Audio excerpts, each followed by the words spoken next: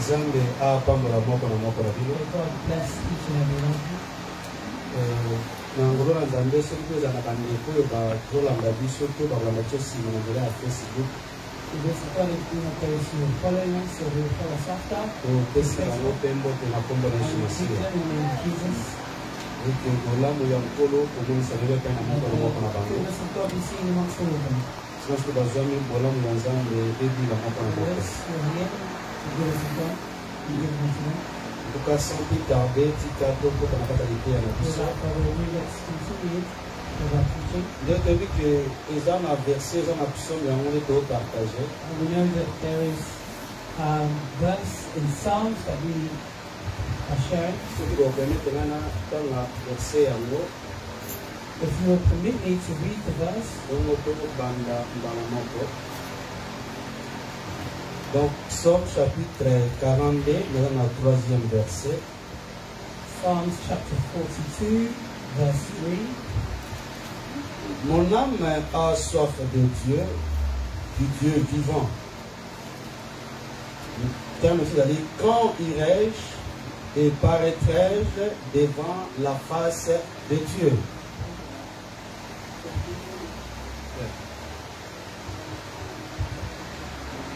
Psalm chapter 42, verse 3. My tears have been so good. No, it's 4.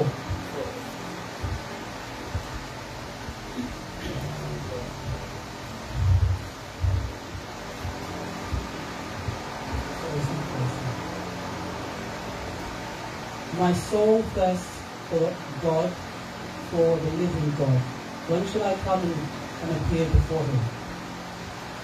Alors, so we do not go too far back. Comment apparaître devant la face de Dieu aujourd'hui. We're explaining how we appear before the face of God. Donc, and how shall we be before the face of God? And how are we before the face of God? We understand that sin took us far from the face of God. And we come to say that through the death and the resurrection of Jesus, this is what's giving us the ability to be seen before the face of God. Now the verse that we read in Hebrews chapter 9.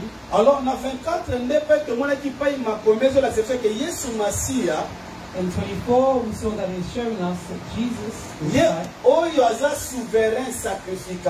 that is the high priest. Comment maintenant Azako apparaître devant la face de Dieu pour nous? Right now, how he's appearing before the face of God.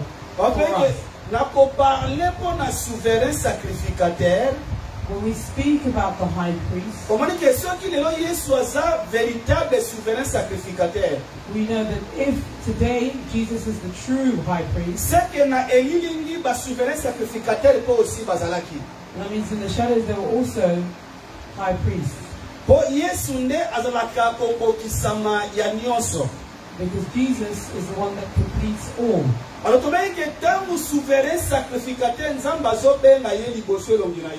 You know, when the high priest was called before the face of God,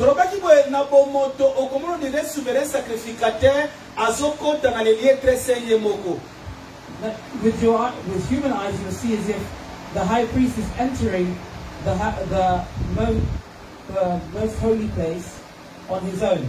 But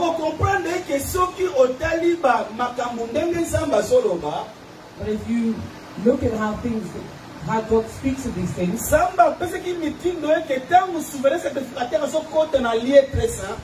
God gave a rule that when the high priest enters the most holy place, he will take the names of the people on his shoulders and on his chest. He's taking the people on his shoulders and in his heart. Et ça lokola souvenir ya peuple oyazo me maliboso ya Nzambe. It's like a souvenir of the people that he takes Alors ya before moto God. lobaki boyende kona bien aimé. That's why we said this, beloved. C'est-à-dire souverain sacrificateur tanga zo liboso longi ya Nzambe. The high priest, when they come before the face of God, Oh, tonaki souverain sacrificateur po liboso ya Nzambe akoya maboko pamba te. we said the high priest, if he appears before the face of God, he will not come Esengeli empty-handed. ayana makila ya nyamo yekufi. He must come with the blood of the animals that were killed. Jacob amone longi ya Esau. And we know it's the same thing for Jacob to see the face of his wife. Esengelaki Esau apesa makabo liboso. Jacob had to give a gift first. Otomeke likabo oye pesa maki puna kosili sakanda ya Nzambe ezalakande kokufa Yesu na Golgotha. And we know that the gift that was given to stop the anger of God was Jesus on the cross. Donc yamusi kotangu suwese kapite akokota na makila. When the high priest will enter with the blood, akomi makombo ya pepe se kasoni mapepe na he will take mapeka the na ye. names of the people on his shoulders. Oruke kobosa ndeke mapeka na Bible ezalaka po si na signification na yango. Do not forget that the shoulders in the Bible also have its significance. Mapeka na Bible ça peut parler de la responsabilité. The shoulders speak of responsibility. Mapeka na Bible ça parle aussi de la puissance. The shoulders also speak of power. Mapeka na Bible ça parle aussi de la force. The shoulders also speak of force. Donc c'est que zolinga kolobani. What does this mean? On comprend que au moment où on tanga dans Luc chapitre 15, yes You alobaka understand boye. if you read in Luke chapter 15, Jesus says this. Soki ezana mobateli moko bungisi mpate na ye. If there is a shepherd who has lost his sheep, Soki akeyi koluka mpate na ye. if he goes to look for his sheep, Soki amoni mpate na ye, if he finds it, po azongisa mpate ne na ndako. to bring his sheep back home, Akomemela ye wapi na mapeka. he will carry them on his Seke na shoulders. mapeka ne pas berger amemaka mpate. And that means on the shoulder is where the shepherd Donc et pas carries mpate the ameni sheep. ko se sentir à l'aise. It's where the sheep is at ease. Et pas mpate asa confortable pour être berger ameme kino na It's where ndako. the sheep, it's comfortable so they could be carried On a home. dit que mapeka ezaka po aussi emblème ya force. We say that the shoulder is also an emblem of force. Oko comprendre que na kati ya Bible fardo bamemaka ngonde na mapeka. And we understand that tidiness is carried by the shoulders. Donc mikumba bamemaka ngonde na mapeka. Any tidiness is carried by the Donc shoulders. force ndezalaka na mapeka. And we understand that the Force. Power. power. Yeah. So power is carried by the shoulders. Donc power, donc la puissance, donc il y a un strength. Donc force et strength. C'est quoi la puissance, il y a la power. Donc et pas il m'a cassé ça la kande na mapeka. Where there is strength, the strength is in the shoulders. Donc c'est que muto ya yaka kobiki sabiso za muto azala makasi ya komema biso. The one that comes to save us is the one that has the strength to save C'est us. que zala muto azala makoki ya kobiki He sabiso. has the ability to save us. Parce que dans besoin makasi eza makoki. When we talk about strength, strength is the ability. Yango mona kana ombre to bake Yesu azala ka réalité ya Boaz. That's why in the shadows we said Jesus is the reality of Boaz. Boaz oyo akangola kirite eza pe ndenge Yesu akangola biso. Boaz who saved Ruth is the same way that Jesus saved us. Or que so dali signification ya kombo ya Boaz el ngoloba a lui la force. If you look at the name of Boaz, it means he is the strength. Sorry. Donc il ngoloba a lui la force. He is the strength. Yango mona a part Boaz balaki pe na ndeko bango mususu abaki pe kosomba rite na place ya Boaz. They also had their other relative that could have bought Ruth in the place of Boaz. Mokubali ke ndeko wana zaki incapable ya ko racheter rite pe a racheter langa. But that person was incapable of buying Ruth and buying the field. Oza bien? Donc on comprend que You will understand that prochaine batterie André, nous avons mis balai. Bon, André, et ça, pas très bien déchargé.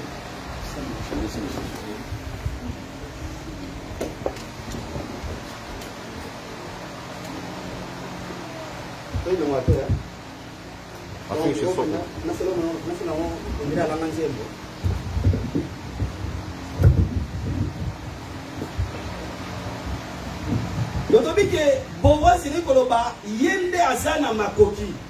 We understand that Boaz means he is the one with the ability. Pourquoi les Paul aussi parle de l'autorité ou bien de la puissance? Why is Paul also speaking about authority and power? On comprend même temps où la prophétie à Jésus dans Ésaïe chapitre 9. We understand even in the prophecy of Jesus in Isaiah chapter 9, when Isaiah speaks of the coming of Christ, un enfant nous est né, he said a son was born, a child was born, sorry. Un enfant nous est né, a child was born, un fils nous est donné, a son was given, la domination reposera sur son épaule. and the domination was positioned. Domination est kovanda na mapeka na ye. The domination will sit on his shoulders. Donc on peut dire que mapeka c'est bisiko berger de biso prendre ma biso ndako. Are where the shepherd will carry us to take us home. Motema oelinga pe koloba bolingo. And the heart that also speaks of love. Bien aimé, c'est non biso qui na bigi na pesa moi toli moko muki avant to le cannabis. If I give you some advice before we continue. Oye biso ko tali verset na pesa ki biso Exode chapitre 28. If you look at the verse that I gave you in Exodus chapter 28. Kotala nzamba baki boko okozwa mabanga. And you see God said you would take stones. Et ça ba pierre précieuse. These are precious stones. On comprend que na mapeka Understand these shoulders, although there were 12 names, those 12 were made from one stone. And they call it the stone onyx stone. Understand that it is one stone, and it is one right shoulder, and the left was one. But it has many names. But when it becomes to the one that is on the heart of the breastplate, it becomes a different stone. Although they're different stones, but they're all making one people on the chest. What does it mean? Jesus saved us together.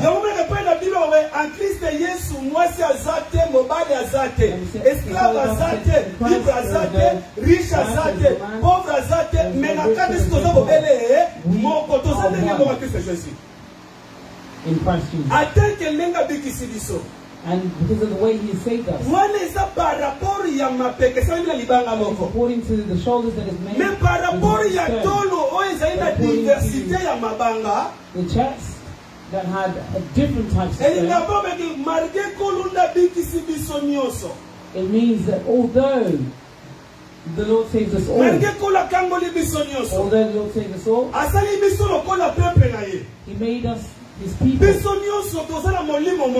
We all have one spirit, that is the spirit of the Lord.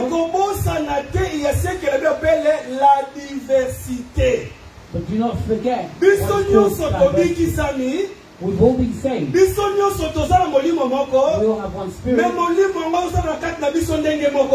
But the spirit is not within us the same way. That's why in godliness there cannot be jealousy. If you understand that we are a number and outnumbered, although we have the same spirit, although we have the same,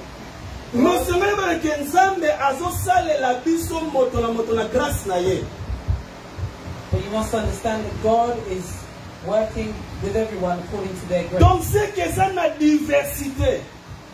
That means they are diverse. For the work of God to work well,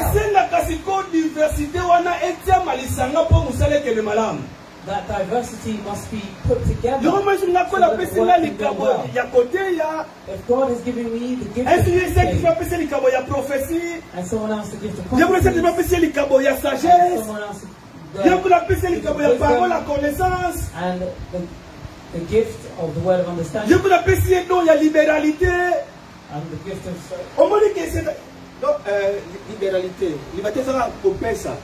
of giving. Yeah. Donc comprenez que malgré biso to bixami même moto na moto nzamba zo salela ye différemment pour le coup ya nzambe. God has worked with everybody or using everybody differently. Donc yo ngomoni za kai elo essence so ka to comprendre que biso nyoso to bixami na kolo moko. That if we understand that we've all been saved from one God. Biso nyoso to zela molimo moko. We all have one spirit. Dès que so ki na moni kolo zela ndeko na na likambo songolo. And if I see that God is working with my brethren for something, but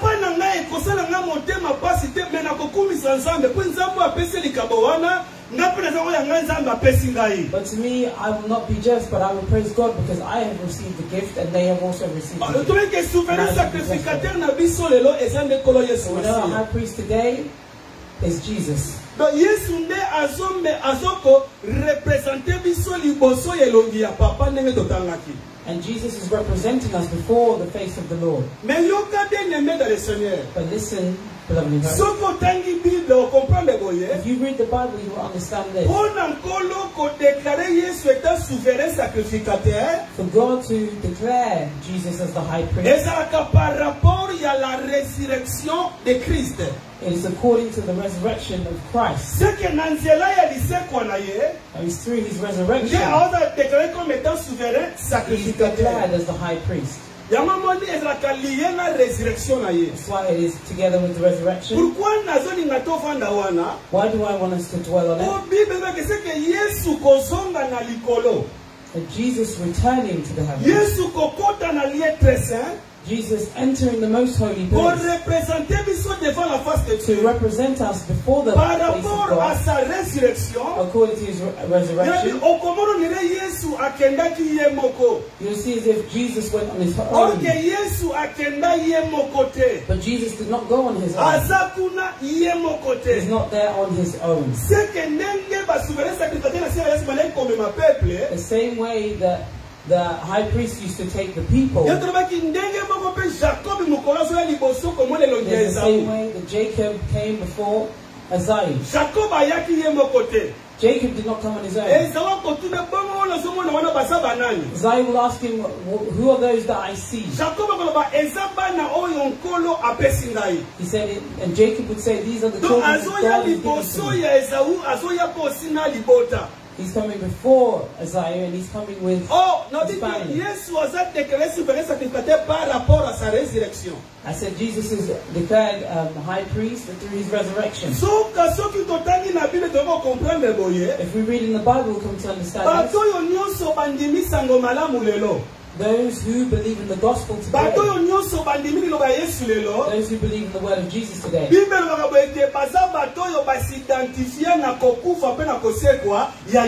and the Bible says they are those who identify in the death and the resurrection of Jesus. That means physically, the day that Jesus died, you and I were not even born. Our parents were not even born. The day that Jesus was resurrected, physically we were not born.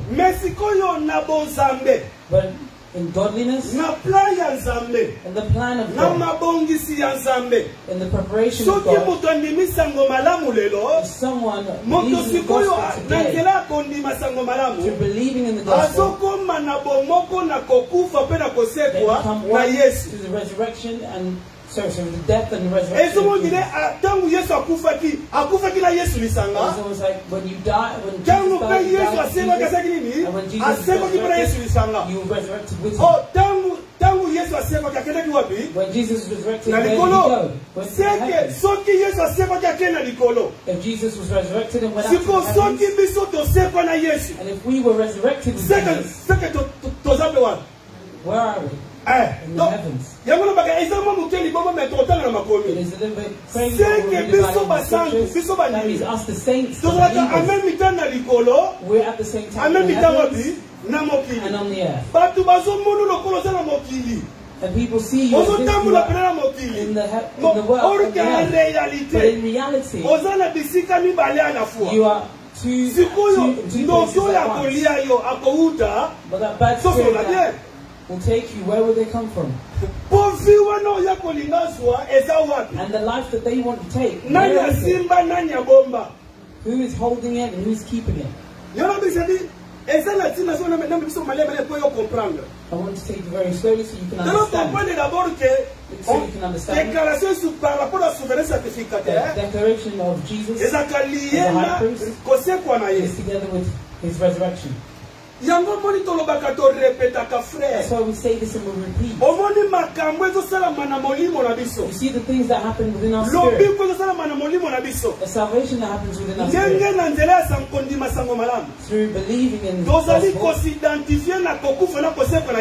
we identify the death and the resurrection of Jesus. How is it testified about? We go to be baptized in water. You're baptized in the water, you cannot refuse it. You cannot neglect it. That's why Jesus, one who believes, must be baptized and is baptized and saved. Baptism is just a symbol. It is not just a symbol. Baptism is a testimony of your identification. You died with Jesus and you were resurrected with him.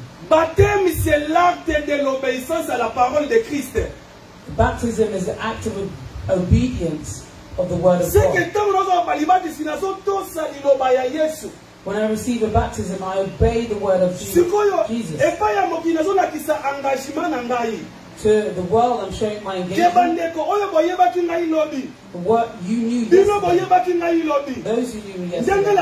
The way that I was yesterday. I'm no longer like that. I have an engagement to work.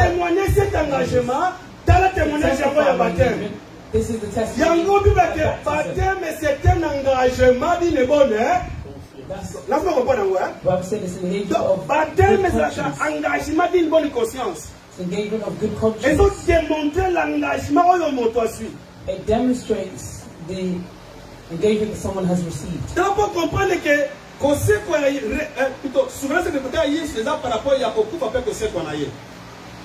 Dans le verset rapidement, Hébreux chapitre 5. Bon, si on a compris, c'est à 10 ans. Autant que l'on a malin, mais il ne peut comprendre. Hébreux chapitre 5. Hébreux chapitre 5. Hebrews chapter 5. Donc, dans le verset 4, tu as verset 10, totalement rapidement. Verse 4 to 10.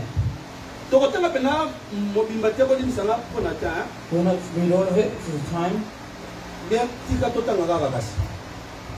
Rapidement. Just read it. Hébreux chapitre 5, verset 4 à 10. Hebrews chapter 5, verse 4 to 10. Bible des auteurs Savoyé. The Bible says. Dans verset 4.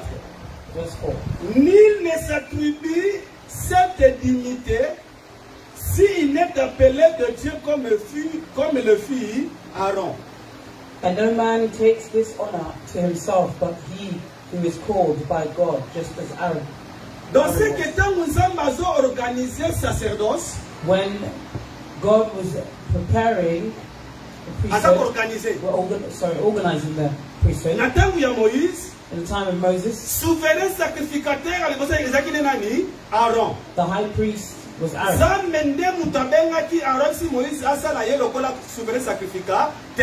God called Moses and said to make Aaron a high priest. That's why he's saying this, that you see the high priest was Aaron. And the Bible takes Aaron to show Jesus. Aaron was Jesus. That's why you say Aaron was a high priest. Children were priests. Jesus, who is our father, is a high priest. And we, his children, are priests.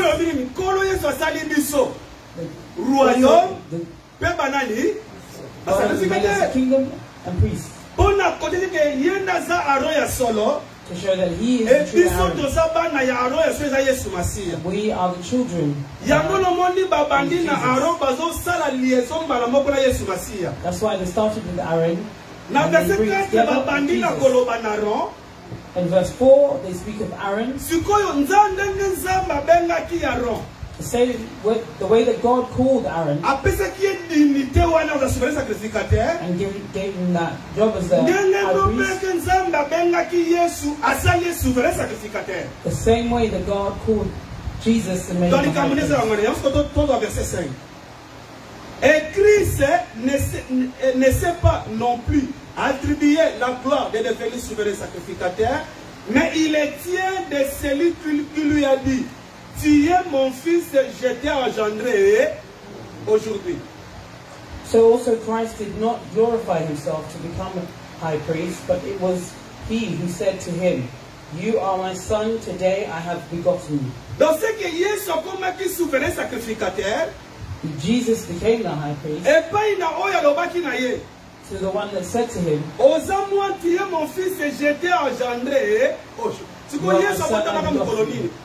day was Jesus born? When was he declared? Through Mary or the resurrection? According to this promises, Psalms chapter 2 verse 7. It doesn't speak of Jesus being born through the body of Mary. Of this verse is according to his resurrection. When Jesus is risen through the power of the Holy Spirit,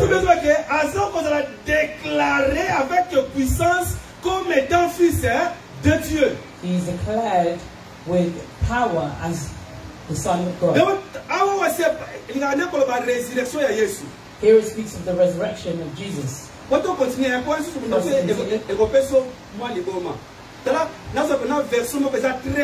me give you a verse that is very clear. Acts. It speaks of the resurrection of Jesus. That's why you see even in Isaiah it's different. Un enfant nous est né, un fils nous est. Bon la différence.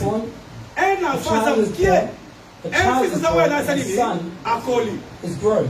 Un enfant nous est né, un fils nous est donné. C'est par rapport à Jésus et à Christ. Donc, ce que verset d'Otaniel, chapitre 5, ça par rapport à sa résurrection. And that's why God is saying it was complete when Jesus was resurrected. Acts chapitre 13. Acts chapter 13. En tout cas, pour Nathan, on va voir verset 32 à 34 pour Nathan. Let's take verse 32 and 34. Et puis Romains chapitre 1er. And Romans. Romains chapitre 1er. Chapter 1. Verset 3 à 4. Verse 3 and 4. Nabi Acts chapitre 13 verset 32 à 34. Acts chapter 13 verse 32 to 34. Et Romains chapitre 1er verset 3 à 4. And Romans chapter 1 verse 3 and 4. Tout en on a Actes des apôtres. Bien sûr, oui. Et nous vous annonçons, nous vous annonçons cette bonne nouvelle que la promesse est faite à nos pères. And we declare to you glad tidings, that promise which was made to the fathers. Quelle était cette promesse? Dieu l'a accompli pour... C'est que cette promesse-là que Dieu avait donnée à nos pères. This is the promise that God has given to the Father. Promesse-là, Dieu l'a accompli pour nous. Dieu l'a accompli pour nous leur enfant. Comment? En ressuscitant Jésus, selon, en ressuscitant Jésus, selon ce qui est écrit dans le psaume 2e, tu es mon fils, je t'ai engendré. Avec promesse à mon zamba qui s'envole lelo. Na kosekuisa Yesu na bakufi. Resurrection of Jesus. Selon ye commande yete, tu es mon fils, je t'ai engendré aujourd'hui. Donc c'est que comme que na boti yo lelo, et ça par rapport à la résurrection de Jésus. Et ça dans nous ko Yesu azako c'est quoi? Verset 34. Qu'il a fait ressusciter des morts, de telle sorte qu'il ne retournera pas à la corruption. C'est ce qu'il a déclaré en disant, je vous donnerai les grâces saintes promises à David, ces grâces qui sont assurées. Romains chapitre 1, verset 3 à 4. Yoka. Donc, Abraham va prendre Yesu Massia, mais nous avons verset 3 à 4 pour attendre. Et qui concerne son fils, né selon la postérité de David, selon la chair, il y a verset 4, et déclaré fils de Dieu avec puissance selon l'esprit de la sainteté. Comment? Par sa résurrection d'entre c'est que promesse que tu es mon fils. The promise that you are my son. Je t'ai engendré aujourd'hui. That I've begotten you today. The day that was completed to Jesus when he was resurrected amongst the dead. Par la puissance du Saint-Esprit. He was resurrected how? By the power of the Holy Spirit. That's why the Bible in Romans 8 says this.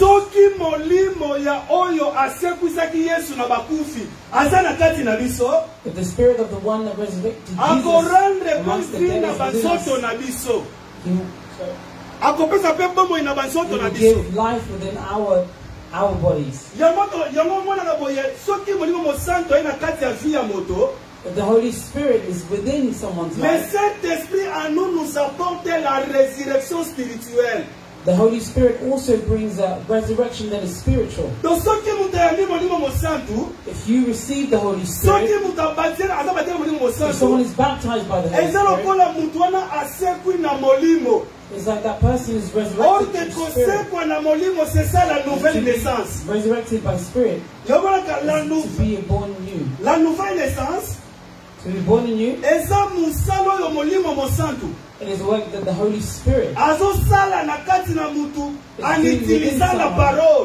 through the word. If someone has the Holy Spirit, and the Holy Spirit has come to give them life.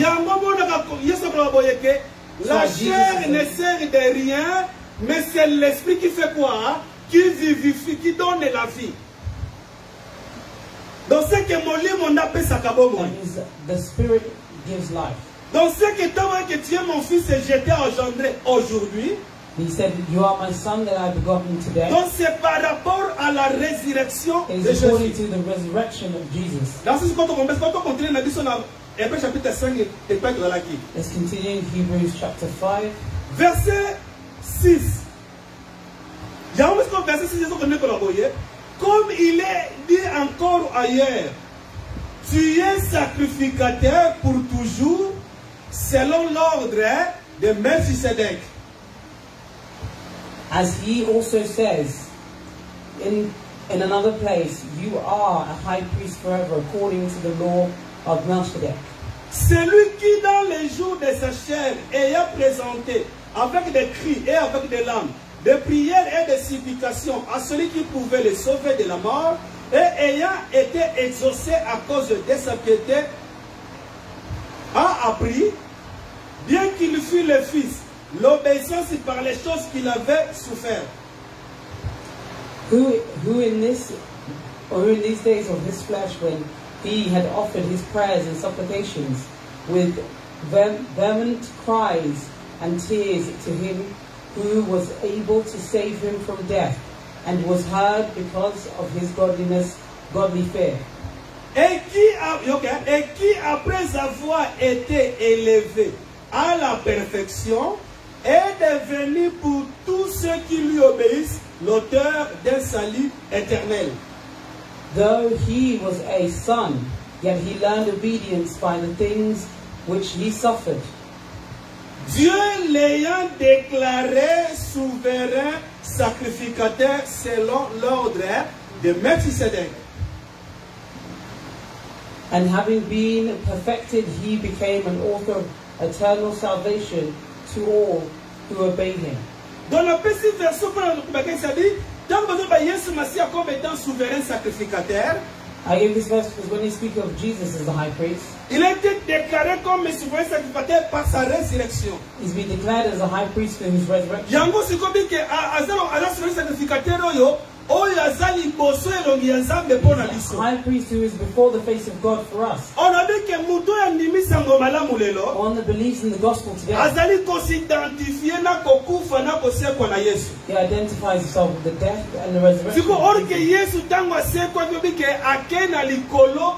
Jesus was resurrected. They said they went up to the heavens before the face of God. If we, through believing, are also resurrected, because he dwells in the heavens. Donc c'est que eza makambo yo tozo vivre ngo lelo spirituellement. These are the things that we are living today spiritually. Donc c'est que ateke bana na Nzambe. As children of God. Malgré physiquement tozana mokili. Although physically we are in this earth.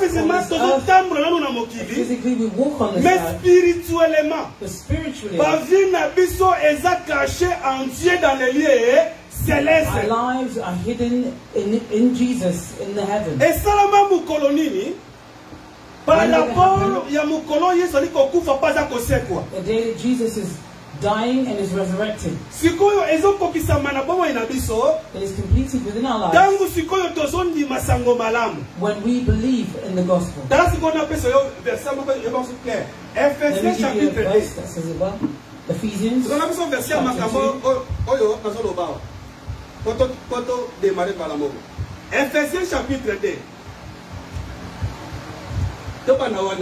Ephesians chapter 2. Let's read it well, slowly.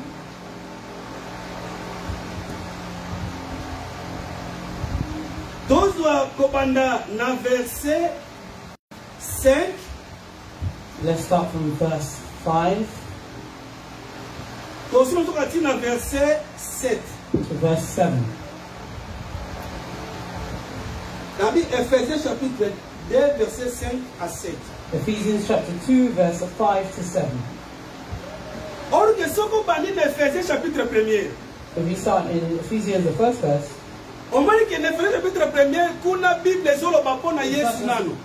The Bible speaks about Jesus. And the first verse speaks about Jesus. Verse 19 to verse 22. It shows how God showed his power. God showed his power. And how did he show his power? When he resurrected Jesus amongst the dead. To raise Jesus amongst the dead. That means he was resurrected with the power of God. The power of God, which is the Holy Spirit. So he dwells in the place in the heavens. And he dominates everything under his feet. Since chapter 2, verse 5. Nous qui étions morts par nos offenses et par nos péchés, nous qui étions morts par nos péchés, il nous a rendus à la vie. Afin que qui? La réponse est bien. Those who were dead through our sins, he took us to life. Together with Christ. The Bible is very clear. Let's read 5. Nous qui étions morts par nos offenses, nous a rendus à la vie avec Christ. C'est par grâce que vous êtes sauvés. Even when we were dead in trespasses, made us alive together with Christ. By grace you have been saved. Verset 6. Il wana c'est qui? C'est Dieu. Il wana c'est Dieu. Bon, puisqu'il y a un mot commun, tout le monde dans ma commune. Donc, verset 6. Il, c'est Dieu, il nous a ressuscités ensemble. Ensemble avec qui? Oh, il y a pas de malem. Il nous a ressuscités ensemble. C'est que on comprend maintenant malem. Il nous a ressuscités ensemble et il nous a fait asseoir ensemble dans les lieux.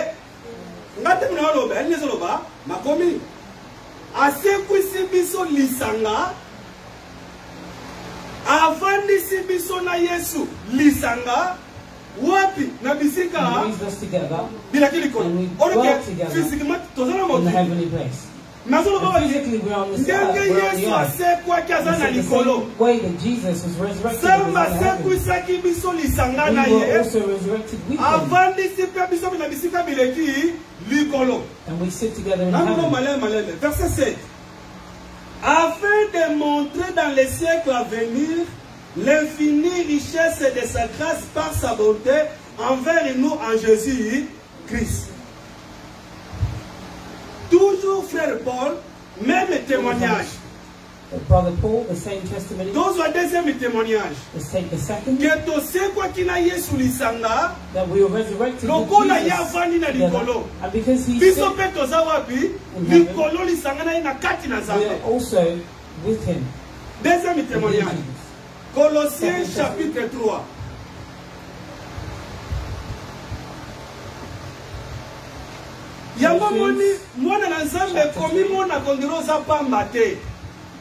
That's why children of God do not see yourself. You are not like everyone.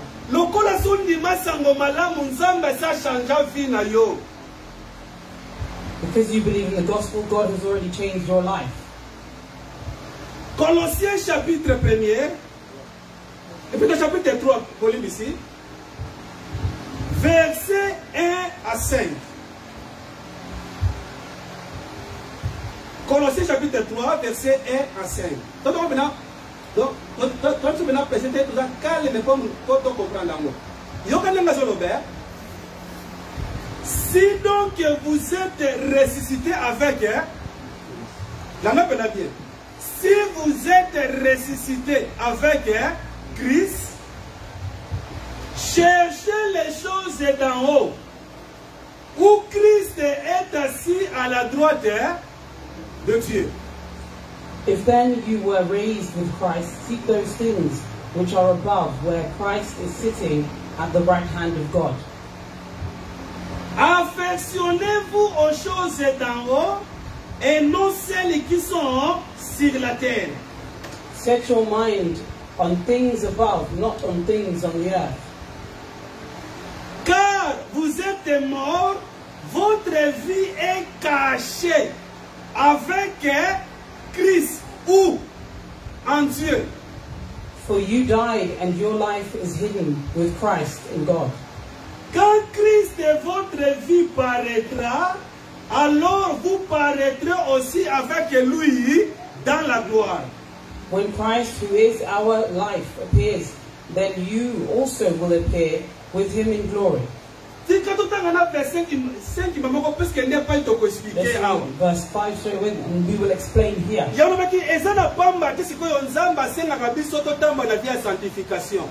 There is a reason why God is telling us to walk in a life of sanctification. And why we're on this earth and we're walking in a life of sanctification. It is according to these things and because of these things. Because we were raised together resurrected together with Jesus. Let's seek for the things where Jesus sits on the right hand of God.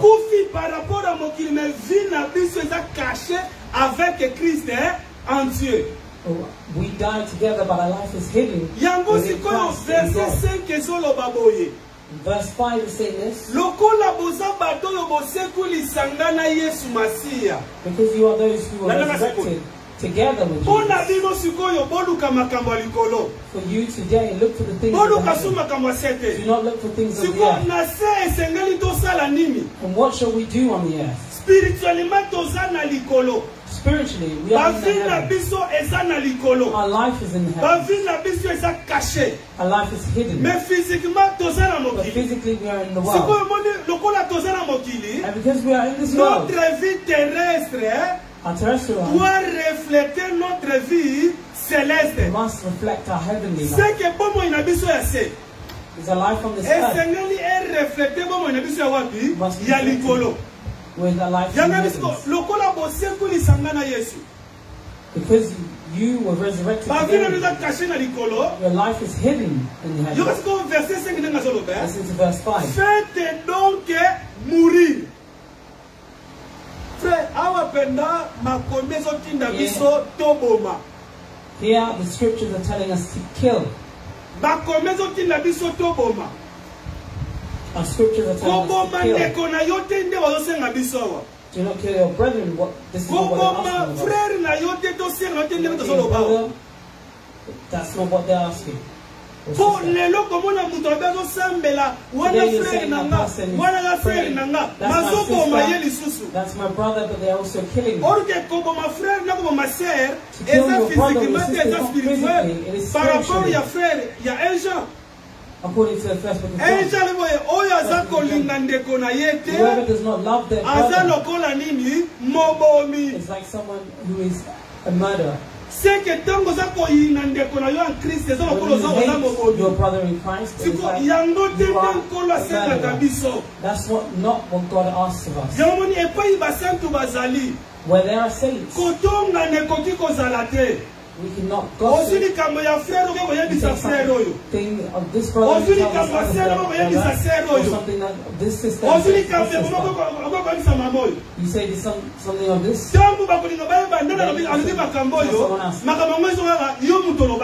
And when they look, it is you that will speak. It is not how saints are. Beloved in Christ, you know the good thing to do. If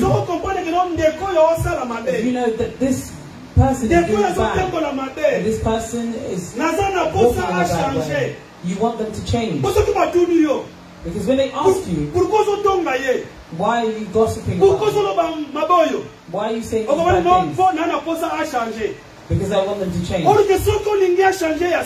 If you want them to truly change, where instead of telling their names to people, take their name to God. Because the one that has the ability to change them is God. You do not take time to pray for this person. Only time to talk about it. The good thing that we must do is we help each and every person through prayer. Faites donc mourir, boboma.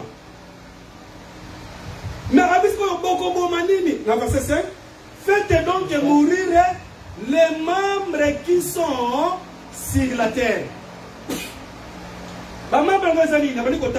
L'impudicité, l'impureté, les passions, les mauvais désirs et la cupidité qui est une idolâtrie. Therefore put to death your members which are on the earth: fornication, uncleanness, passion, evil desire, covetousness, which is idolatry. Bien-aimé, lokola tokufi, peto seku na Yesu. Because we had died and resurrected with Jesus. And because spiritually our lives are hidden in heaven. And while we walk on this earth,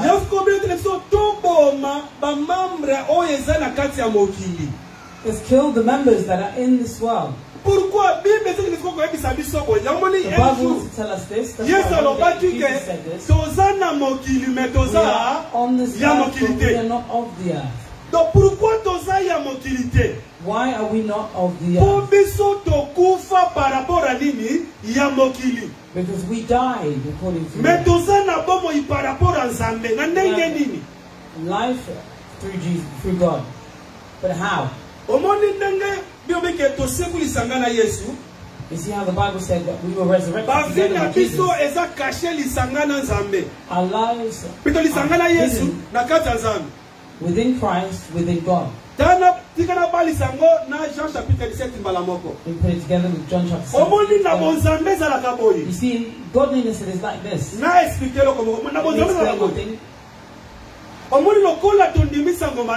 Because we believe in the gospel. The Bible says our lives are hidden to God. That means we are within God. But if we believe in the gospel, who do we say is within us? We say, God.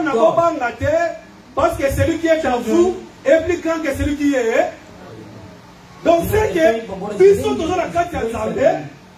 what is we are within Jesus, and God is within us.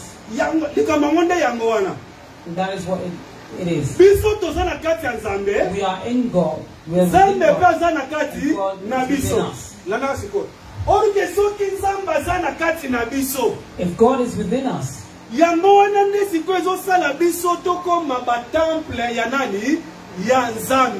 this is what makes us the temples of God. And how do we become the temple of God? Because God is within us. And if God is within us, it is because we are in God. That's why we have become temples. And the Bible says this. And brethren, do you not know?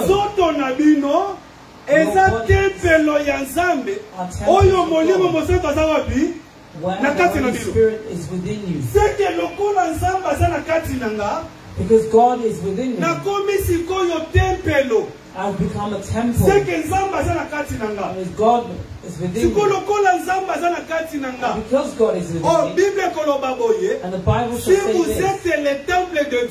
If you are truly a temple of God, and the temple of God is holy.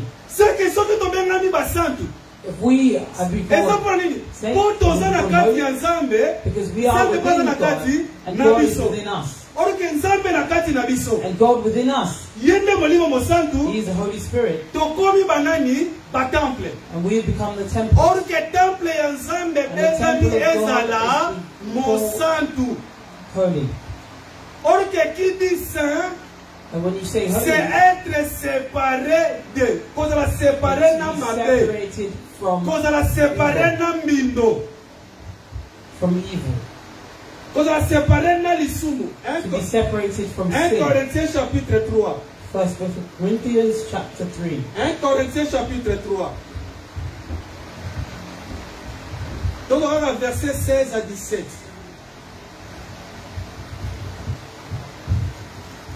1 Corinthiens chapitre 3 verset 16 à 17. 1 Corinthians chapter 3 verse 16 and 17. Donc c'est que le col a vie n'a pas caché dans les lieux célestes. Because our lives are hidden within heaven. And our earthly life, il faut refléter via l'icolo. It must reflect our heavenly life. Via l'icolo c'est la sainteté. And our heavenly life is. That's why Revelation says.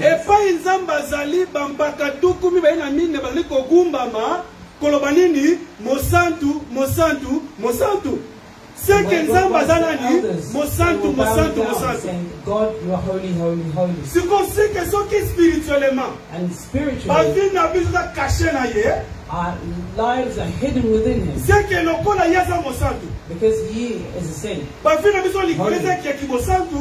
And our lives are holy. C'est que pendant que nous tambola na mokili. So while we're walking in this world, et c'est que tambola via nini ya kibo santo. We must walk a holy life. Pourquoi via c'est que via nini ya likolo. Our lives in earth must reflect our lives in heaven. Quand le dimanche passé, ma belle mute kambaka likolo te. The earth does not. Mais likolo te kambaka nini et kambaka ma belle.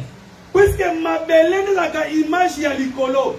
Because the earth is the image of the heavens. Yongo monaka ma belle la kelilingi ya mwasi. That's why the earth is the image likolo za kelilingi ya nini ya mobali. In the heavens, man. Or que ma belle sa image ya biso pepe ya Nzambe. And the earth is the image of us, the people of God. That's why we say Jesus said this in Matthew chapter 6. When you pray, and he said, you must say, Father,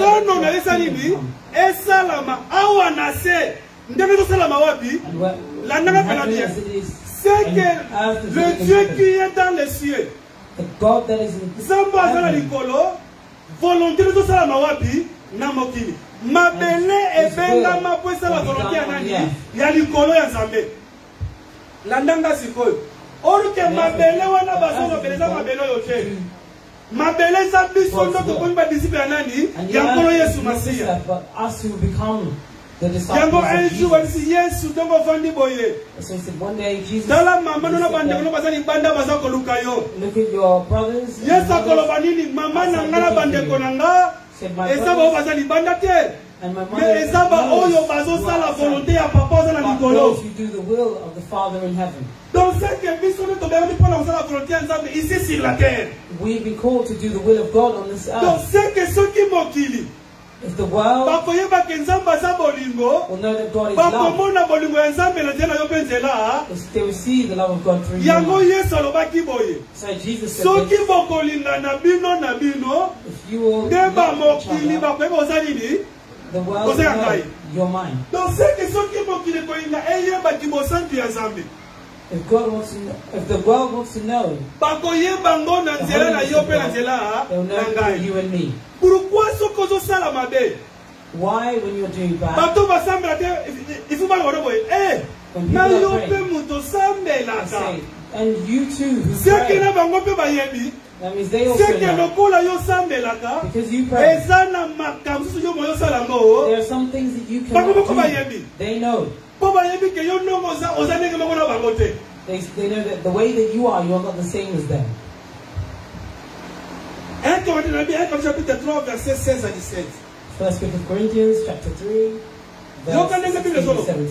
Ne savez-vous pas que vous êtes le temple de Dieu et que l'Esprit de Dieu habite en vous? Do you not know that you are the temple of God and that the Spirit of God dwells in you? Si quelqu'un détruit le temple de Dieu, Dieu aussi fera quoi? Le détruira. Car le temple de Dieu est saint et c'est ce que vous êtes. If anyone defiles the temple of God, God will destroy him. For the temple of God is holy, and which temple you are. We say that we are holy. It is not a slogan. To be holy is not a slogan. It's not a grade. But it is a style of life. C'est quelqu'un qui est séparé du monde. Muto a séparé na mokili. Muto ya komi mosantu. Or que tokoma kabasantu na biso mokote. We do not become tokoma kabasantu na makasi na biso te. Pourquoi nous sommes devenus des saints? And how do we Parce que le Saint-Esprit est dans nous. C'est que le Saint-Esprit en nous fait de nous des saints. Then you are holy. Donc c'est que tokoma basantu. We're becoming holy. Pour molimo mosantu azawapi na kati na biso. Donc c'est que pendant que totambo na kati ya mokili. For the time that we are walking in this world, because we were resurrected with Jesus, and the Bible asks us to walk a holy life. That's why a child of God has not been called to walk in a life of sin. Mon frère, ma sœur, ce que mon compagnon na vie na yo. That's why, brothers and sisters, if you look in your life. But I'm praying, and there's things that are attached to me. There are things that I want to leave, and these things are attached to me. And these things you know are bad. The good thing you should do is ask for help from God. And God, you call. God, you give strength. Give me strength so I can overcome. Colossians chapter 3 verse 5 says this. Because you were resurrected and lives are hidden. Kill the members of the earth. For you to kill the members of the earth. The members of the earth, what does this mean? Nous sommes appelés à détruire les œuvres de la chair. You have been called to destroy the works of the body. Aussi les œuvres de la chair ils sont détruits. And when you destroy the works of the body, we no longer walk according to the flesh, but according to the spirit. To walk a holy life, you must be led by the Holy Spirit. Because you have the Holy Spirit. To walk in a holy life, you must be led by the Holy Spirit. For you to be led by the Holy Spirit, you must kill what is in the body. Kill it, my brother. Sin is not kept. Sin is not hidden. It is what is destroying the soul of a person. You do not praise sin.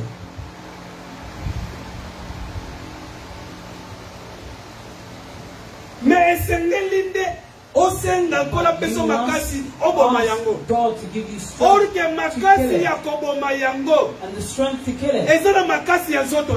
It is not through the strength of the body, but the strength to kill it is through the work of the Holy Spirit.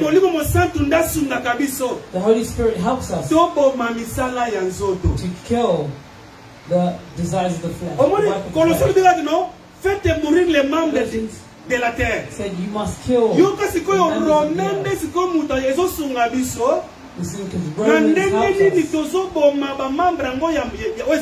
how we are killing these members in the world.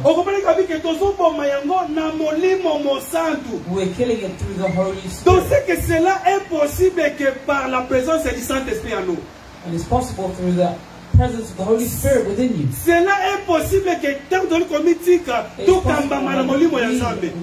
We allow ourselves to be led by the Holy Spirit. Because the Holy Spirit will give us the ability to kill what is on this earth and help us walk in the holy life. Let me give you something in the Bible. There was a father who had a son. And his son was grown. He wanted his son to have a wife. And that father will call upon his servant, his eldest son. Said, I want my son to have a wife in this country that we are in. Go to where I came from, go to the family, and that's where you will get a wife.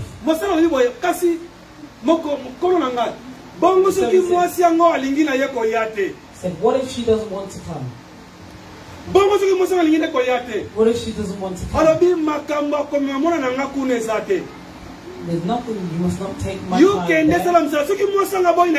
If that woman refuses to come, that is not a problem. It's not your problem. You just go and do your work.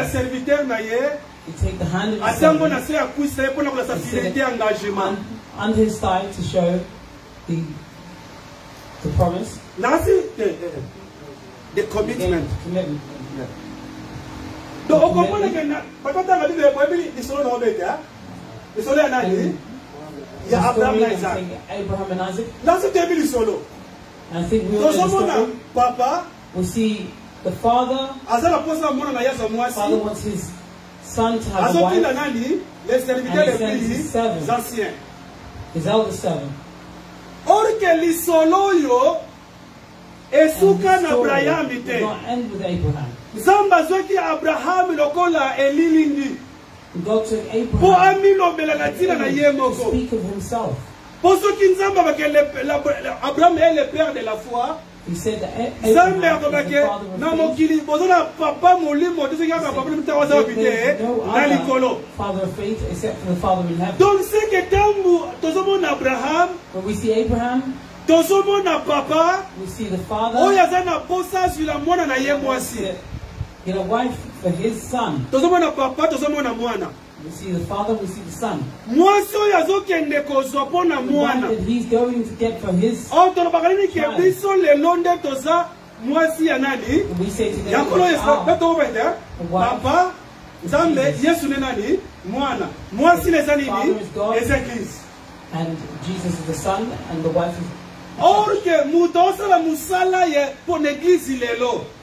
C'est les serviteurs les plus anciens. It is the eldest servant. Or que les serviteurs les plus anciens la kande ililia molimo. Image of the Holy Spirit. Yango moni ombre za différent na réalité. That's why. Na ombre papa mutu mususu. Mwana mutu mususu. The child is someone else. Serviteur pe mutu mususu. Mais na réalité, yemoko papa, yemoko mwana, yemoko pe, molimo mosantu. And the Holy Spirit. Pour comprendre que yemoko ndaza bomoko asala bomoko wana. For you to understand that. Mais ezande ba manifestation na ye. All of it, and that's his manifestation. Yango moni toye kozami elilingi ya kibomoto. That's why we have an image of ourselves. Oyebi moto soki moye bimi.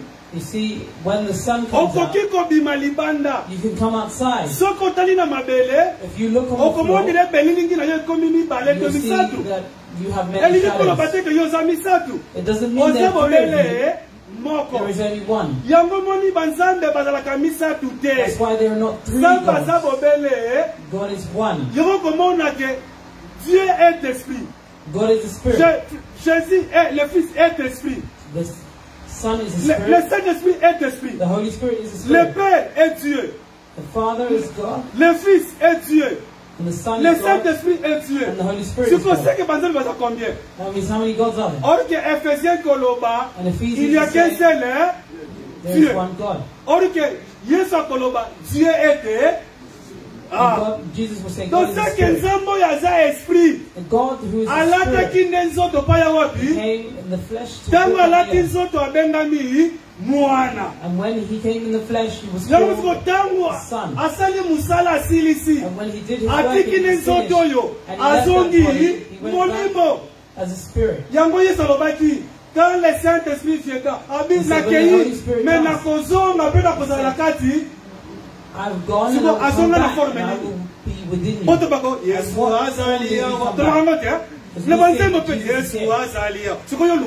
Jesus said. In spirit. Dans ce que la réalité, ça ne va pas y in reality, he wanted to speak about himself. Listen, let me ask you, sometimes you may ask the question. Ya mwana mwalimu mosantu eza mabe nakoloba na yo boye frères et sœurs tangu Yesu azoloba baptisez-les au nom du Père du Fils et du Saint-Esprit. Est-ce que Père eza kombo? Is the Father a name? Fils eza kombo? The Son a name? Saint-Esprit eza kombo? The Holy Spirit is that name. Saint-Esprit papa. Papa bazali papa bezebele mwana bana bazali son molimo bamilimo ezali onke tango bazoloba Baptisez-le au nom du Père, du Fils et du Saint-Esprit. A lot of people ended there. It is not our fault. And Jesus himself said that. In Matthew chapter 28. In Matthew chapter 28. And Jesus himself also said that. Mais bon, do not go attendez d'abord à Jérusalem jusqu'à ce que le Saint-Esprit viendra. Until the Holy Spirit comes. Après c'est ma mission. He gave them a mission. Parce qu'il y a bâti. Because he I'm knew. I'm giving you the name of the Father. I'm giving you the name of the Son. And the name of the Holy Spirit. Après c'est Holy Spirit came, he gave them understanding. Kombo ya tata, The name of the kombo ya Father, mwana, the name of the na Son, kombo ya molimo mosantu. Oye se mito batize nango, ezande kombo ya nani? Kombo ya Yesu. is the name of Yango Jesus. tala pesu ba disciple ba pesa baptême na Bible, Look at ba what the baptisateur au nom du Père et du Fils et du Saint-Esprit. Mais ils sont baptisés au nom. They baptized in the name of Jesus. Pourquoi? Bali boye. Why? Na likolo, He said this. na In the mobili, heavens and on the na earth. sena mabele. Ezaka na kombo moko. There is only one Epesa name melibiso, bona kobika na kombo ya nani? to save him. In the name of Jesus. Koyoka soni te mon frère. Do not be ashamed. Oh, na déjà baptême. Bon, nous avons mususu. Bazaka baptême deux fois te. Nana How ya many bisi times yo do you bango. receive a baptism? Soki baptême ali bozo soki eza mabe. If the first one was bad, according to the Tu peux teachings of the être Bible, rebaptisé dans les you soubou can be te. baptized again. It is not a sin. Pour Ephésiens lo bakaboye, As Ephesians il y a said qu'un this, seul, hein. C'est quel est le seul only baptême? one baptism. C'est être baptisé au nom de Jésus. That one baptism is to be baptized in the name of Ouais, Jesus. parce que ça est dans la Bible, hein. Dans le Yes, Coran it's rapidement. in the Bible. Someone cannot receive a baptism twice. There are some people in the Bible. Paul met with them. Paul avait remarqué Paul ces saw, bateaux, but he understood that these people did not frère, have et pas une mouton de mon sang, tu n'as pas dit, et pas une mouton the Holy Spirit. oh, il faut y avoir. We say that you must Comment know. You say, how would you know someone has the Holy, that person has the Holy Spirit? If someone has the Holy Spirit, you will know.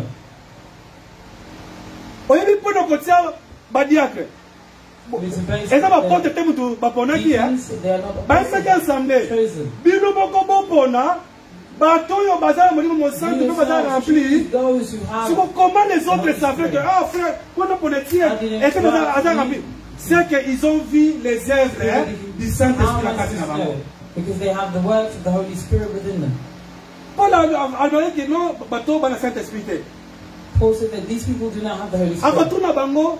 Ask them. Est-ce que vous avez reçu le Saint-Esprit tant qu'on dit maki? Did you receive the Holy Spirit when you believe? Yoka bango, molimo mosantu. It's the Holy Spirit. Donc non kuto yoka te pour molimo mosantu. We have not heard. Ah, tu comprends la comprendre. And Paul understood. C'est que baptême nini? Bonsoir. Paul avait compris c'est que vous avez baptême yamade. Vous avez baptême ou essentialité. Bino baptême vous avez baptême ya emilingi. Pour la kolobela le véritable baptême. Or que nous sommes déjà dans le moment du véritable baptême. Today, we look for the real baptism. Baptême, il y a besoin de baptême. J'habite baptême, qui peut nous ne pas Yesu Masia. We said the baptism was Bien que à cause de bango. the Bible says Asali nini? Abatisi bango lisusu. and baptized Tana them kobatisa again. bango. And when he Mais à baptized côté them bango again, maboko, and then he ils ont laid reçu his le hands Saint-Esprit. on the- Ils ont commencé à parler les and merveilles de they Dieu. will receive the Holy Spirit and speak of the Donc, marvelous si things of on God. dit qu'on baptême de ma bien aimé dans le Seigneur. If you Zambe receive the baptême la kaye baptism, tete. Ezali kambalobiko na yo. you don't need to be proud or against Jesus. It's something of your own salvation. Donc, il y a tous les gens et pas de la qui. Let's go back where we Donc, on were. comprend que Nakata Makambo Yotangu is a serviteur accueilli. You understand in these things when the Donc, servant à left, moi, si pour Isaac. for him to get a wife for Isaac. Or que Isaac c'est le moya Yesu Masia. And Isaac is an image Oh, of yaza Jesus. mobali ya solo ya libala. That is true husband. Rebecca eza image ya mwasi ya Yesu Masia. Rebecca is the image of the Oh, wife eza of le Jesus. batu nyonso bandimi sango malamu. Which is all those who Mais believe le in meilleur the que nous gospel. comment ça salama. Dans les serviteurs à Sibiloko, il y a Abraham Bandiko aye. When the servant took the things of Abraham, he was near a well and asali prière pas ya Nzambe teli prière and wana. he prayed to God. You know that prayer. Nzambe, soki pena okolongisa voyage na ngai. If you make my journey, elenge mwasi oyo nakomona, and this woman that I should see, akoya kotoka mai, who will come, nakoloba na ye na mela mai na vazi na yo. I will ask her to drink And water from she will give water to me. Let it be the woman that you have prepared for your servant.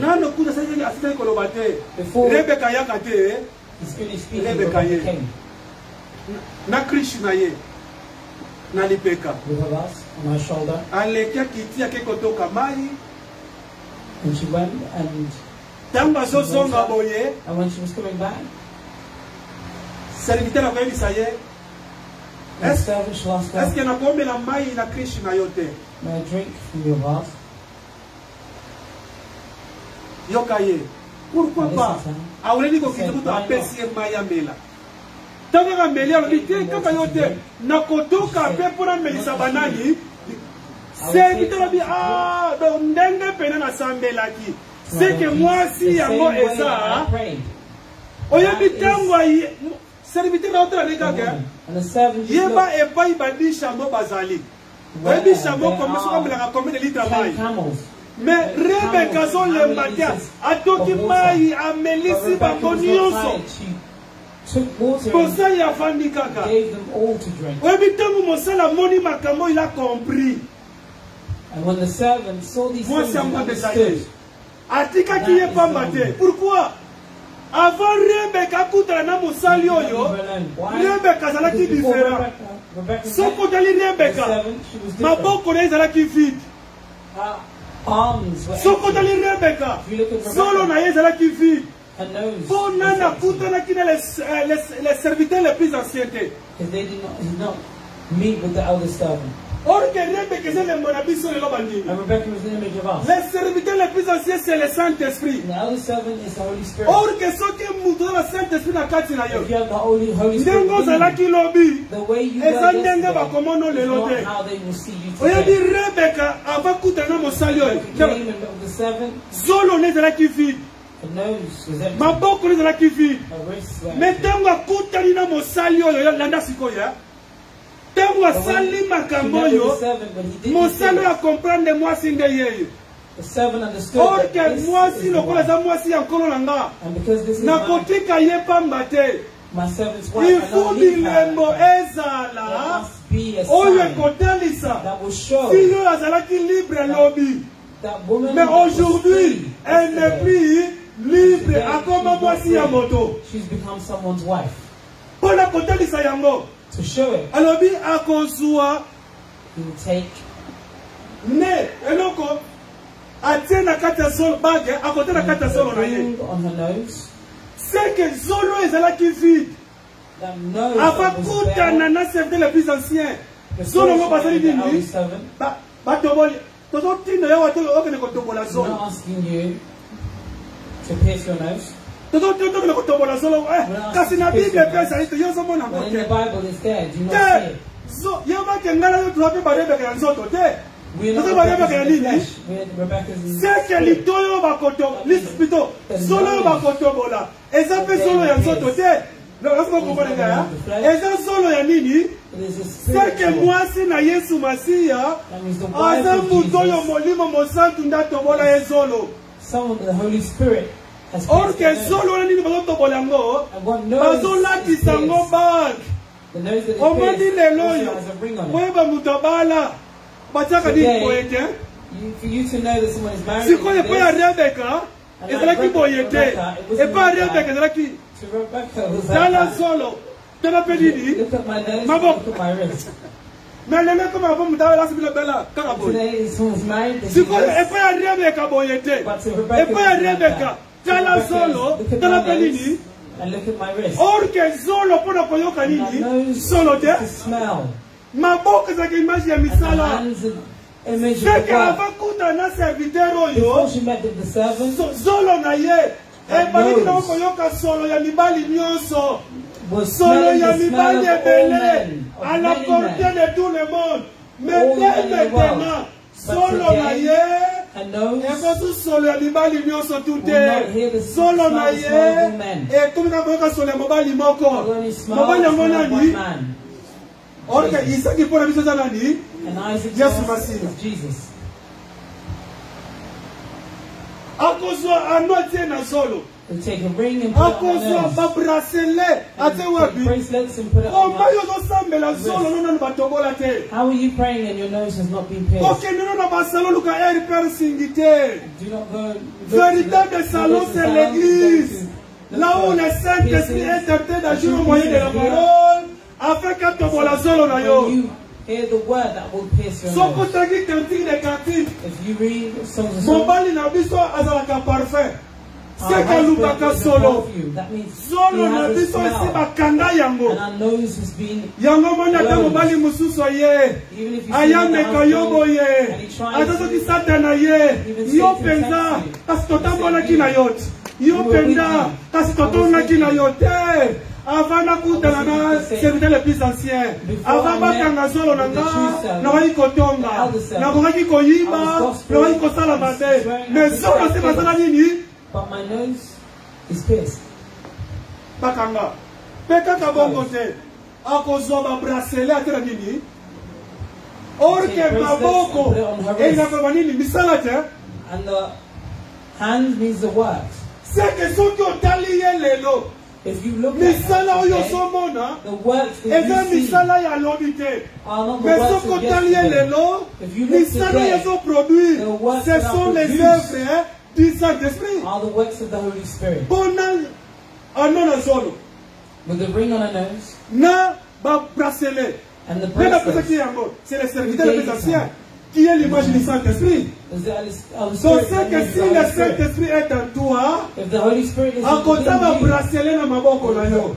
bracelets on your C'est wrist. que biso tangu tomo na maboko, When we nous see the devons voir hands, des bracelets. we see the bracelets. On va bracelet tout le mélange, il faut bracelet encore physique. The bracelets we speak about Ce here sont are les not œuvres physical du bracelets. Saint-Esprit. These are the works of the Or Holy que Spirit. auparavant tu produisais les œuvres de la chair, Before the works of the mais aujourd'hui en Christ but Jésus, today in nous Christ, devons produire les œuvres we produce de the l'Esprit. works of the Spirit. Yango moni la collection va qui boye. In Colossians, Faites donc, faites mourir les membres de la put terre. to death the members C'est comme of ça the que les earth. membres de la terre est couffé. The members of the earth C'est are comme dead. ça que les membres esprit ne sont The pas members of the Spirit will be et seen. l'enseignement que l'on va boyer. Biso dans la carte à Christ It Yesu. means that we who are Dans ce in côté, nous sommes selon la Christ charité. Jesus, we cannot walk according Dans ce to côté, manifester les œuvres de la we charité. cannot manifest Mais the nous works devons of the plus flesh. manifester But les today we œuvres de manifest l'esprit. the works of the Or que Spirit. les œuvres de l'esprit, And the works of the c'est ça Spirit, la sainteté.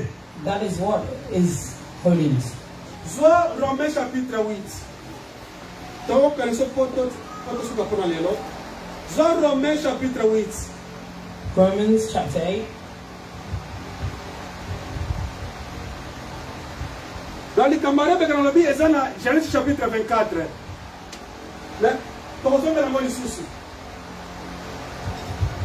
On peut son verset. La vision de Romains chapitre 8. Donc, on a verset 12 à 14. Romans chapter 8, verse 12 to 14.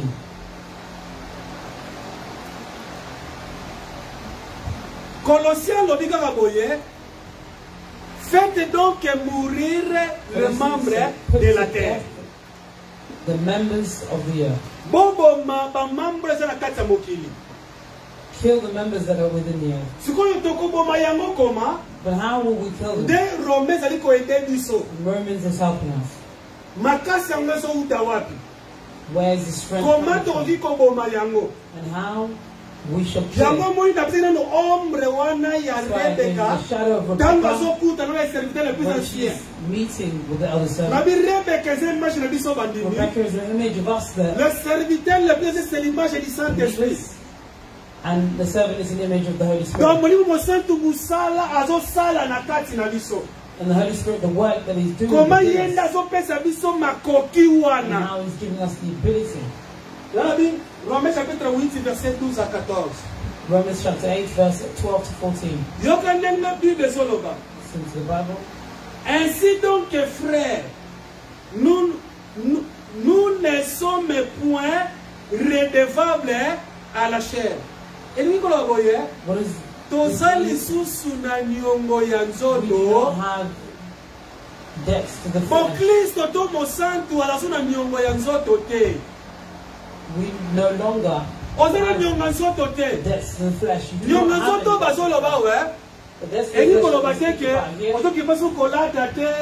it doesn't mean you cannot dress anymore. And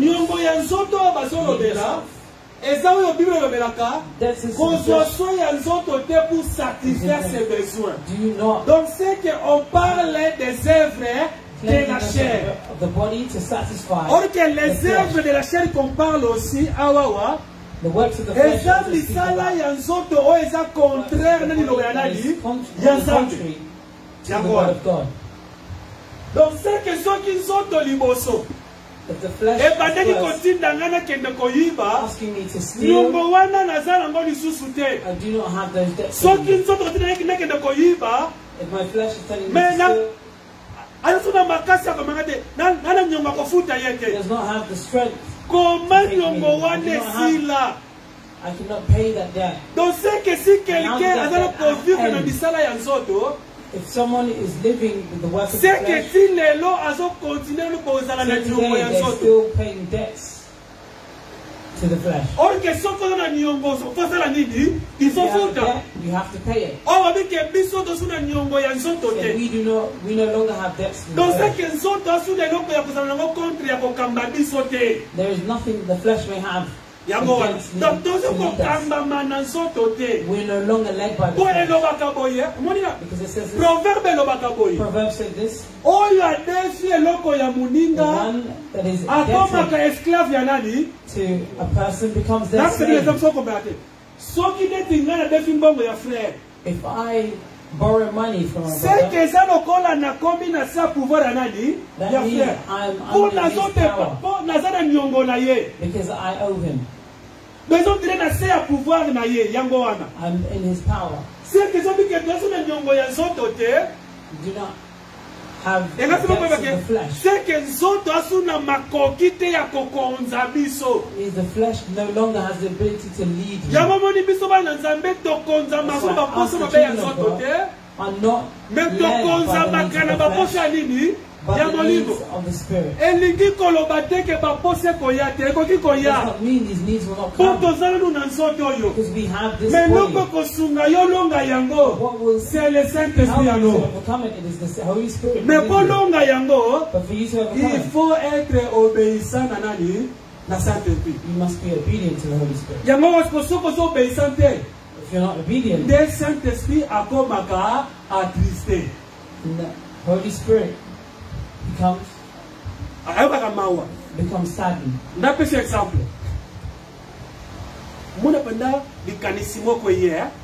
See, a thought comes for you to lift up the phone, because for you to gossip about someone. If the Holy Spirit was in you, the Holy Spirit will tell you. You see the thing you're talking about. The Word of God says it's not good. Do not complete it.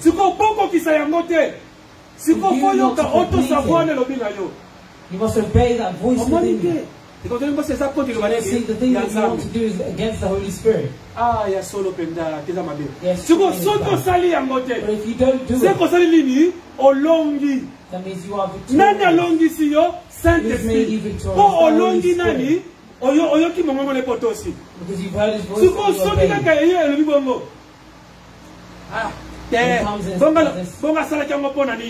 When did they do it? Why did they do it? There's a war. There's a voice that says do it. There's a voice that says don't do it.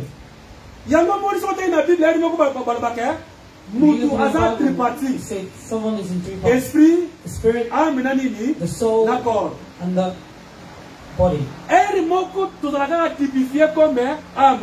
One time we are led by the soul. Sometimes the spirit. If we take the image of the body, the spirit, the soul and the spirit, the soul is together with the body. If the body sees, if the body sees, if the body hears, it takes the emotions and those feelings in the soul. And the soul transfers it to the spirit. And if in the spirit, the Holy Spirit is there.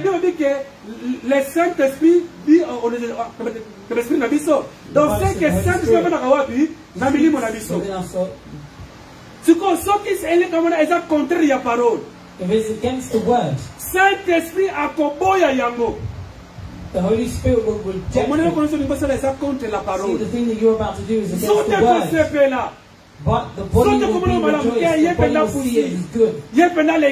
They've done too much. They did this to me. I will do that to them. She swore at me, I swear at them. You're a child of God, you cannot swear. And the flesh comes.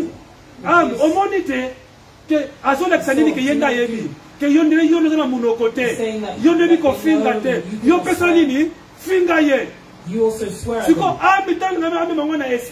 When the soul wants to take it to the spirit, if the Holy Spirit is there, the Holy Spirit will remind you of the scriptures. Have you not read? Do not do bad with bad. I cannot do that bad thing that I want to do. And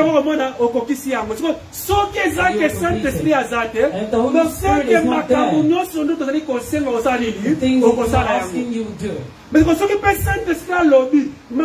the Holy Spirit is speaking and you refuse to do it. That's why the Holy Spirit can be saddened.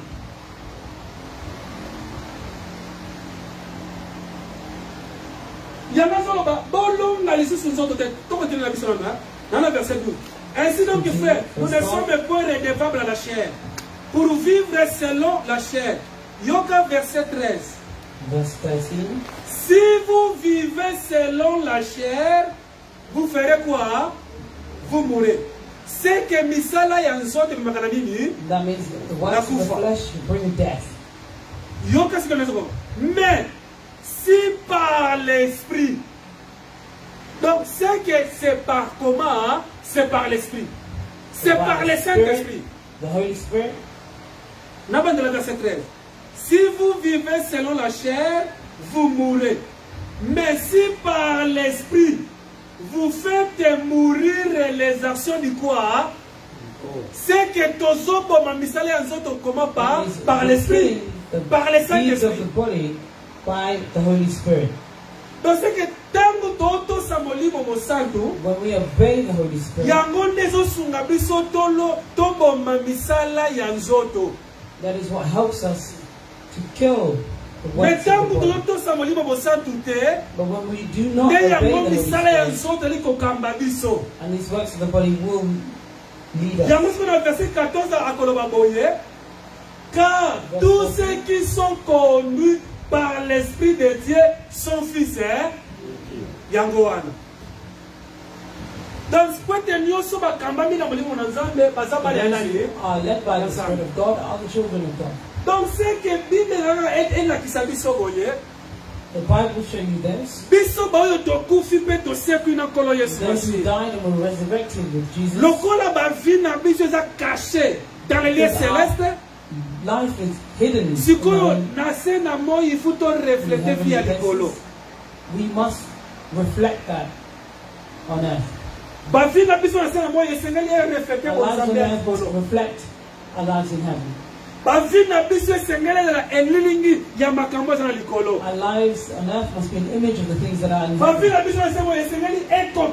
Must complete the things in the heaven. When you look at the temple, when Solomon is building the temple, gold was just not within the temple. Gold was on the inside and the outside. If we are within godliness, if we are in God, and God is within us,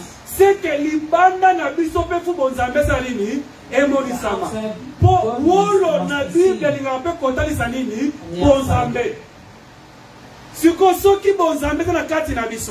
also shows godliness. That means our work must show our godliness. Right, in another way, that's the life of a child of God. We are also time of the tabernacle. We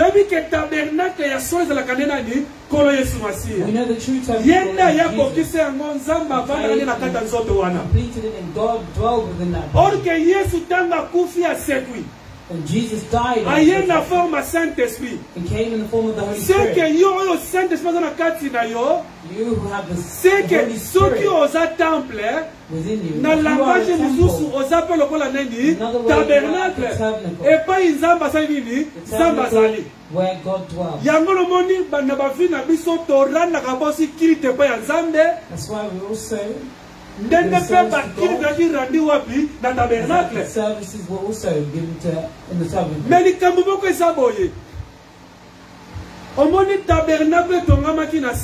You see, the tabernacle that was built, the model was in the air. When Jesus called on Moses, Moses said, I want to dwell amongst you. You build a house. And we are the houses of God. But pay attention. What you will build must reflect the image in heaven. What's in heaven must be seen on the earth.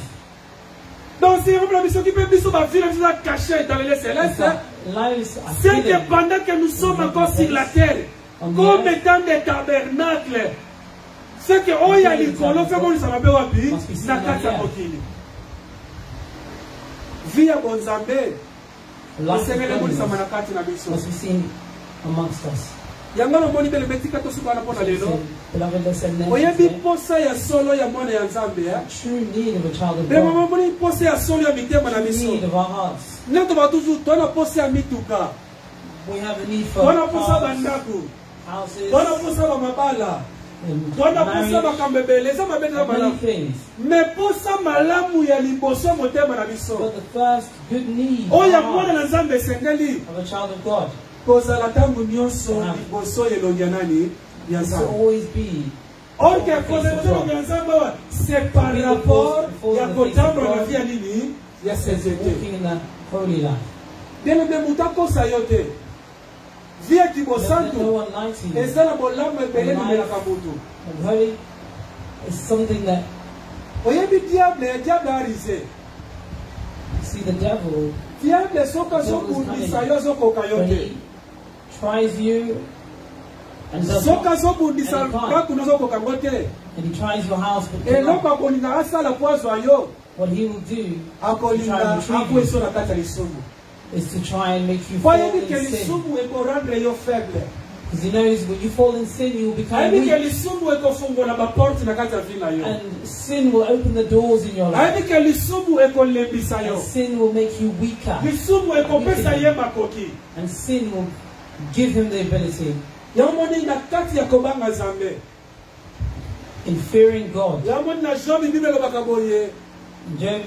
the Bible says fear of God is our protection. The verse that's in Psalms and it says this: joy of God is our strength. For you to overcome evil, to overcome power that is in the earth. The Bible said, we are God. The world is under the power of Satan. But for you to be victorious over it, it has to be the power of God. The Bible says, God is our strength. Who are making the joy of God? Those who obey the word of God. Help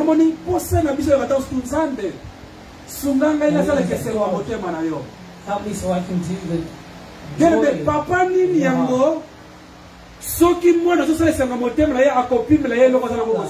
who child does their father's joy in his heart. Not provide for their child. And what parent will not help their child when they ask if their child does not do the joy sings in their heart?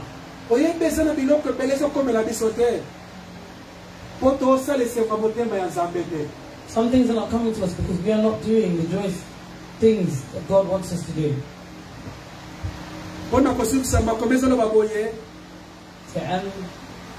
Bana yankosi bakozanga bemeloko akolia. The children of a lion will not be without food. But those who will fear God, fearing God, there is good. That good starts in spirit, but it just does not end in spirit. God also keeps us on this earth, but then keeps our families. Our children will also be looked after because of us. Fearing God has its good. It is for our own good. God is saying this to us.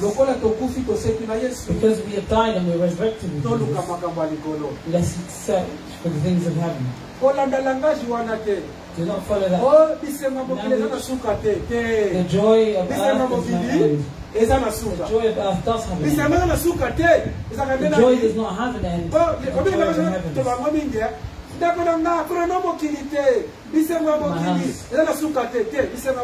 The joy of the earth has no end, but it does have an end. Because when it starts, but the joy that lasts forever is the joy of God. When we continue those who will go to hell.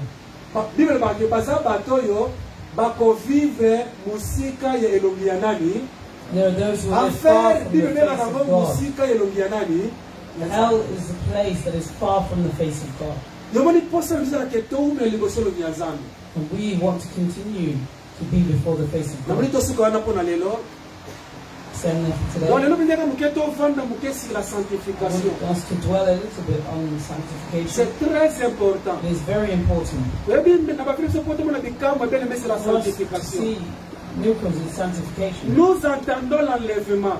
We await the rapture. Who knows the time that it will happen? If not the rapture, we know that there is a meeting that waits for everyone. No one will wait for it. And no one can this social media.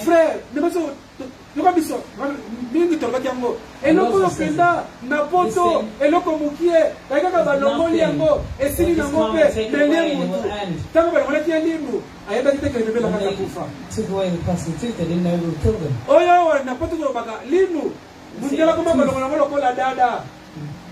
It's taken out.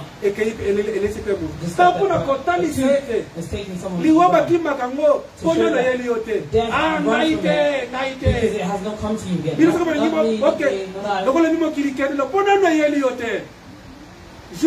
it hasn't come to you, but when it knocks on your door, it's a meeting of all those who say, If Jesus will not come, all those who have this body, God is from the ground will go back to the earth. Man, in reality is not what we see. This is a tent. And that's where we come next week. To show that we are spirits inside tents. Like we came into these tents. The same way we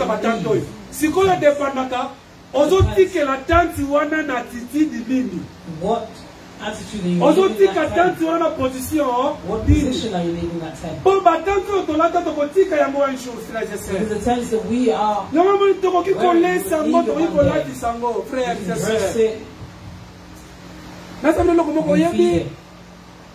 frère,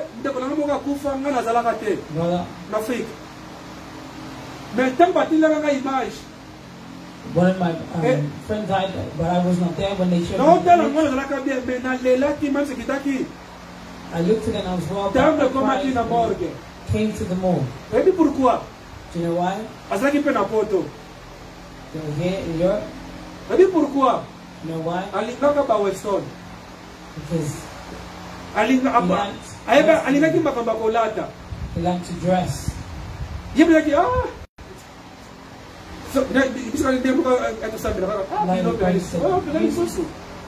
You pray and you say,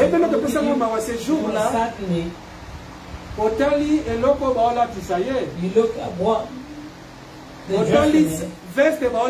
You look at the suit that they dressed in. You look at the socks.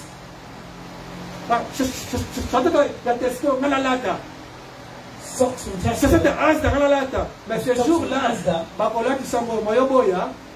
And that day you wear it. You cannot refuse it. Because you're no longer there. Si tu savais. Si tu savais. Lesango, latisango. It's come from the other. Tu es l'esprit. Tu es l'esprit. Un jour tu quitteras cette tente. One day you leave the tent. Something for next Sunday.